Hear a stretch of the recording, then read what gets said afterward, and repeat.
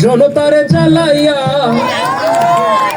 পালাইয়া ছাইরা গেলে ঢাকা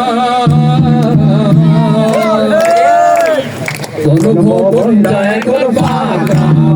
রে গণভবনটা এখন ফাঁকা রে গণভবনটা এখন ফাঁকা দেশে আগুন লাগাইয়া জনতারে জ্বালাইয়া দেশে আগুন লাগাইয়া জনতারে জ্বালাইয়া ছাইরা গেলে ঢাকা গণভবনটা এখন ফাঁকা রে গণভবনটা এখন ফাঁকা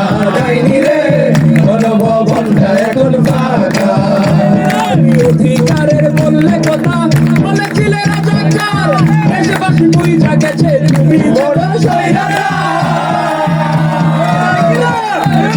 অধিকারের বললে কথা বলেছিলে রাজাকার দেশবাসী বুঝা গেছে তুমি